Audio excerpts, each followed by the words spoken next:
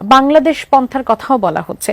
হেফাজতে ইসলামের যুগ্ম মহাসচিব মাওলানা আজিজুল হক বলেছেন, বাংলাদেশে পাকিস্তান পন্থা বলে কিছু নেই।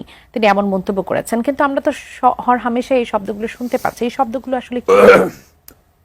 যাদেরকে 500 টাকার জায়গায় 1000 টাকা দিলে ওয়াজের বা মোনাজাতের ভাষা পরিবর্তন হয়ে যায়, এদের কথার কোনো উত্তর আমি দিতে চাই না। এদেরকে আমার এত বেশি করুণা হয়। বড় বড় মৌলানা সাহেবরা ইউনুস সুৎখোর, এর চেয়ে মহাপাপী আর কেউ নাই।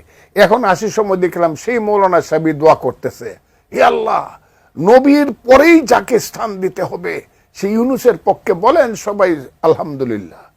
এদের কথার এই 500 টাকা 1000 টাকা যারা মানুষের ঘরে খায়া লিল্লা খায়া যারা বড় হইয়া বড় বড় কথা বলে, এদের কথা এদের কোনো সেন্স কাজ করে বলে আমি মনে করি না। তবে আমি একটা কথা বলি, এরা হইল মোল্লা মুন্সি। মোল্লাতন্ত্র কিন্তু ইসলাম নয়, ইসলাম কিন্তু মহান। মোল্লাতন্ত্র চিরদিন ইসলামকে ছোট করেছে। কাজে এই বাংলাদেশে মোল্লাতন্ত্র হয়েছে আর ধর্মের নামে ব্যবসা শুরু হয়েছে। এই যে ব্যবসায়ীর দল, ধর্মের নামে যারা ব্যবসা করতেছে, তাদের কথার উত্তর দিতে গেলে এই যে তারা হাজারে হাজারে জমা হয় সোহরাওয়ার্দী উদ্যানে, কোত্থেকে? প্রতি শুক্রবার পাইছে আল্লাহর মহান দিন, শুক্রবারের জুম্মার নামাজ পড়েই হাজারে হাজারে ওই মাদ্রাসার ছাত্র পাইছে, গরিব মানুষের সন্তানেরা। আমি আজকে পরিষ্কারভাবে বলতেছি, মাদ্রাসাতে যারা লেখাপড়া করে এরা খুব সাধারণ গরিব ঘরের সন্তান, বেশিরভাগ, অন্তত 96-7%। এই ছেলেপেলেরা কিছুই বুঝে না হুজুর ছাড়া। এরা থাকে মাদ্রাসায়, খায় লিল্লার টাকা, এরা মানুষের অনুদানে খায়। নিজের জীবন সম্পর্কে এদের যে ধারণা হয়, সেই ধারণা হলো হুজুর যা বলে তাই শুনতে হবে। হুজুরেরা তাদেরকে কয়েকদিন পরে পরে প্রতি শুক্রবারে অথবা 1 মাস 2 মাস পরে পরে তৌহিদি জনতার নামে, ইসলাম রক্ষা করার নামে সোহরাওয়ার্দী উদ্যানে জামাত ইসলাম, হেফাজতে ইসলাম তারা এসে যুক্ত হবে। নারী নীতি করা যাবে না, নারী নীতি যারা লেখছে করছে এই নারীরা। আমি তো মনে করি এখন যদি বেগম রুকেয়া থাকতো, আজকের মোল্লা মুন্সিরা তাকে ব্যত্রাঘাত করতো অথবা তসলিমা নাসরিনের মতো দেশ ছাড়া করতো বেগম রুকেয়ারে। এই কারণে আমি সবসময় বলি, কি করলাম গাজীর গীত গায়া, 500 টাকা কামাই করলাম 1.5 টাকা খায়া। যারা নারীকে, যারা নারী নীতিতে প্রগ্রেসিভ কথা বলে, তাদেরকে যারা বেশ্যা বলে, এদের তো মায়ের পেটে জন্মগ্রহণ করা ঠিক হয় নাই। আমি তো মাকে বলবো এদেরকে পেটে ধারণ করো না মা। বা ইভেন মৌলানা মৌলভী সাহেবদের ঘরে যে মায়েরা বোনেরা, তাদেরকে বলবো তোমরা এদের বাচ্চা পেটে নিও না, এরা তোমাদেরকে খুব ছোট নজরে দেখে। আমি খুব কঠিন কথাগুলো, এই this time once it will come, যে বাংলাদেশের লক্ষ কোটি মহিলা, তারা তো 50%, 18 কোটি মানুষের মধ্যে আমার মা বোনেরা তো 9 কোটি। এই 9 কোটি একদিন রাস্তায় বেরিয়ে এদের বিরুদ্ধে, এদের পাতে ভাত দিব না, এদের জন্য তরকারি রান্না করব না। দিস টাইম উইল কাম।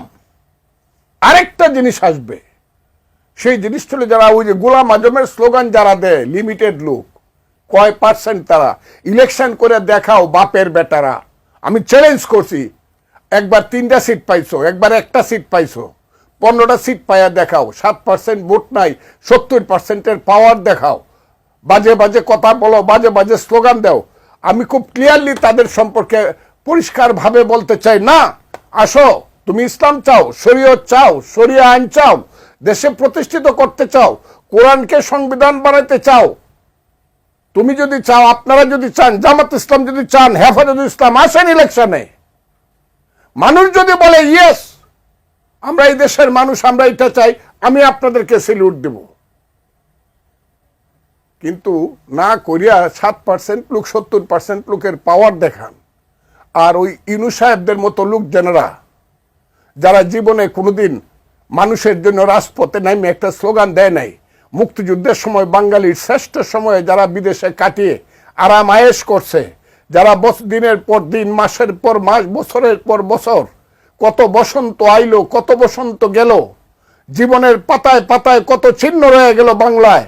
একদিন যারা শহীদ মিনারে যায় নাই, একদিন যারা স্মৃতিসৌধে যায় নাই, একদিন যারা শহীদদের প্রতি শ্রদ্ধা নিবেদন করে নাই, তারা বাংলার পাওয়ার পায়া এইসব লোকজনের মাধ্যমে এই বাংলাদেশকে আজকে নতুনভাবে পাকিস্তান বানাতে, না, পাকিস্তানও তারা বানাইতে, তারা এই দেশটাকে জঙ্গিদের একটা রাষ্ট্র করতে চায়, লাইক আফগানিস্তান।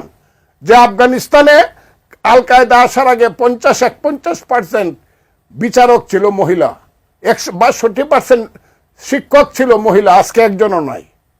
ক্লাস 5 পরে যদি উচ্চ শিক্ষা নিতে যায় আফগানিস্তানের কোনো মেয়ে, সে লুকায়া তাকে পাকিস্তানে আসতে হয়। তারা দেশটাকে এই করতে চায়, কি না করতেছে তারা, এই দেশটাকে কি ধরনের স্লোগান তারা দিচ্ছে, এই দেশটাকে অন্ধকারে নেওয়ার জন্য, মধ্যযুগে বর্বরতার দিকে নিয়ে যাওয়ার জন্য, যারা মুক্তিযুদ্ধকে অস্বীকার করতে চায়, প্রগতিকে অস্বীকার করতে চায়, যারা দুনিয়াদারিকে ফির দুনিয়া ওয়াফিল আখেরাত, যারা গণতন্ত্রকে অস্বীকার করতে চায়, প্রত্যেক দিন যারা ওয়াজ পড়ে পড়ে হে আল্লাহ এই দেশে যাতে আর কোনোদিন নির্বাচন না হয়, আজীবন জাতি 59 সপ্তাহে মিললে যারা দোয়া করে, যারা মুনাজাত করে, তাদের হাতে দেশটাকে দিয়ে দিতে হবে। এই দেশে আর মানুষ নাই, এই দেশে সব মানুষ শুধু মোল্লা মুন্সি হবে। এই দেশে প্রাইমারি স্কুলে একটা ছেলে পড়বে না সরয় সরয় রস্যই দীর্ঘই, এই দেশে একটা ছেলে পড়বে না পাখি সব করের রাতি পোহালো, কারণ এই কুসুম কলি সকলি ফুটিল রাখাল গরুর পাল লয়ে যায় মাঠে। এই দেশে কোনো ছাত্র হবে না যে ছাত্র বলবে বলো বীর বলো উন্নত মম শির শির নেহারি আমারই নত শির শিকর হিমাদ্রির।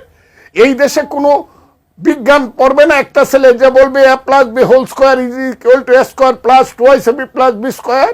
এখানে সাহিত্যিক সাংবাদিক বুদ্ধিজীবী হবে না, আধুনিক বুদ্ধিজীবী, এখানে বিজ্ঞানী হবে না, এখানে রিসার্চ হবে না। ঢাকা বিশ্ববিদ্যালয়ে থেকে একটা সিনিয়র মাদ্রাসা বানাইছে এখন। এই আজকে দেখলাম ছেলেরা স্লোগান দিচ্ছে, জামাতের যে ভাইস চ্যান্সেলর সে জামাত, ওই রাজশাহীর ভাইস চ্যান্সেলর জামাত, সব শেষ করে দিচ্ছে। এইটাকে কি আমরা বাংলাদেশের সিনিয়র মাদ্রাসা বানানোর জন্য 1921 সনে সারা বাঙালি জাতির স্বপ্নে ঢাকা বিশ্ববিদ্যালয় হয়েছিল, যে বিশ্ব বলে থেকে দিনে দিনে মাসে মাসে বছরে বছরে ক্ষণে ক্ষণে ক্ষণজন্মা পুরুষেরা জন্মগ্রহণ করেছিল, মহামানবেরা জন্মগ্রহণ করেছিল। সেই মহামানবদের মধ্যে আজকে এই বাংলায় এমন একটা অবস্থা হয়েছে, তারা সব যেন মরে বেঁচে গেছে, যারা বেঁচে আছে তারা মরে গেছে। আর এখানে এখন তাদের রাজত্ব কায়েম হয়েছে, যারা বিশ্বাস করে না আধুনিকতায়, যারা বিশ্বাস করে না বিজ্ঞানে, যারা একদিন বিশ্বাস করতো না চাঁদে মানুষ গেছে কাফের বলতো, যারা একদিন মাইক বাজায় গান বাজায় বিয়া করলে কইতো যে বিয়া সহি বিয়া হয় না, এটা এই বিয়ার সন্তান জারজ হবে, তারা যারা এখন ঘন্টার পর ঘন্টা মাইক বাজায় আজহারি সাবরা মৌলানা সাবরা বক্তৃতা করে, এইটার একটা ব্যাখ্যাও দেয় না যে আগে কেন এটা কইছিলেন। এই যে দেশ, এই দেশটা সৃষ্টি করার জন্য তো আমরা যুদ্ধ করি নাই। আমি যখন যুদ্ধে যাই আপনি শুনবেন আমি কেন এইসব কথা বলি। আমার বয়স তখন 23 বছর, এর আগে 10 বছর আগের থেকে আমি পলিটিক্স করি, স্লোগান শিখছি। তোমার আমার ঠিকানা পদ্মা মেঘনা যমুনা, জেলের পর জেলে গেছি, মাসের পর মাস পাকিস্তান আমলে। খুব ছোট ছেলে ছিলাম না, মুক্তিযুদ্ধের সময় MA ফাইনাল ইয়ারে পড়ি ঢাকা বিশ্ববিদ্যালয়ে, 116 নম্বর ইকবাল হলে থাকি।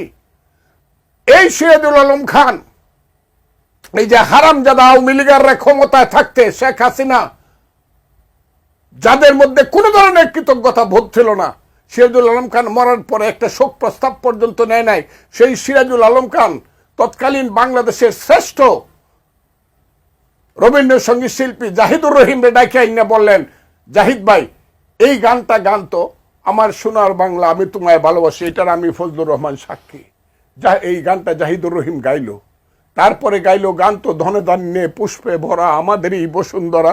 এগুলা কইলে পরে কান্না আসে এখন। গান তো গাওয়ার পরে করলে গান দুইটাই চমৎকার, কিন্তু এই গানটা হলো বিশ্বকবি রবীন্দ্রনাথ ঠাকুরের, এটাকে আমরা জাতীয় সঙ্গীত হিসাবে সিলেক্ট করি। It is in the year 1970, 1971 সন না 70 সনে। ওই যে এই শিবনারায়ণ ছাত্রলীগের কর্মী, কুমিল্লা নেতা শিবনারায়ণ দাস, শিবনারায়ণ তুই কি পতাকাটা আঁকতে পারবি রে? 1 তারিখ স্বাধীনতার পতাকা দেখতো, লাল সবুজের পতাকা, উপরে থাকবে বাংলাদেশের ম্যাপ, না হলে ইন্ডিয়ানরা আমাদেরকে ভুল বুঝবে। সেই ছিল শিবনারায়ণ দাস। নিউ মার্কেট থেকে কাপড় কিনে আই না, সারাদিনে আনোয়ারা হোটেলে 6 আনার ভাত খায়া এই পতাকাটা আঁকছে। পরের দিন 2 তারিখে এই পতাকাটা আসমর আব্দুর রব ডাকসুর ভিপি তার নেতৃত্বে ঢাকা বিশ্ববিদ্যালয়ে তোলা হয়েছে। হাজার হাজার ছাত্র নূরে আলম সিদ্দিকীর বক্তৃতা শুনলে বঙ্গোপসাগরের ঢেউ উজান যেত। সেই সব ছাত্রনেতা ছিল, এইসব ছাত্রনেতা না যাদের বাড়িতে গড় নাই দোয়ার নাই, মানুষ আছে রাও নাই কয় আমাদের দেশে। এইসব ছাত্রনেতারা ভিক্ষুকের ছেলে না যে দিনে দিনে 400 কোটি টাকার মালিক 4 মাসে হয়ে যায়, এরা না। নূর আলম সিদ্দিকী হওয়া তো সোজা না, তুফাইল আহমদ হওয়া তো সোজা না। স্বাধীনতার পরে অনেক নেতা হয়েছে, আমাদের বন্ধুরা নেতা হয়েছে, আমরাও কিছু রাজনীতি করছি, ছাত্র রাজনীতি। আমি কেন বলি, এই যে যুদ্ধটা হয়েছে এত সহজ না। কত মায়ের বুক খালি হয়েছে, কত বাবা সন্তান হারা হয়েছে, কত মা স্বামী হারা হয়েছে, কত বাড়ি ঘর পুরো সরকার হয়েছে। আমার এলাকাতে 36 নামে একটা গ্রাম ছিল, আমার বাড়ির থেকে 2 কিলোমিটার দূরে। সেই গ্রামের একদিনে পাক বাহিনী 400 মানুষকে গুলি করে মারছে। সেই স্বাধীনতার ব্যাপারে এখন যখন প্রশ্ন উঠে, ইচ্ছা করে ইউনূস সাহেবকে বলতে, আরে ইউনূস সাহেব আপনি স্বাধীনতার কি জানেন, আপনি কেন এদের ধরেন না? আপনি তাদেরকে হয় ধরেন, না হলে আপনাকে মানুষ বলবে আপনি তাদের সাথী। আমি আরেকটা কথা বলিয়া, আমাকে একটু সুযোগ দেন। ওনারা মৌলানা সাহেবদেরকে এত হাজার হাজার মানুষ জমা হওয়ার সুযোগ দেয়। আমরা যদি মুক্তিযোদ্ধারা বলি এখন তো জীবিত আছি, বয়স 77, আমরা যদি বলি হ্যাঁ জাগো 71, জাগো 71, আমরাও বসবো। ইউনূস সাহেব আমাদেরকে আপনি বসা, আমাদেরকেও ঠান্ডা পানি খাওয়ান।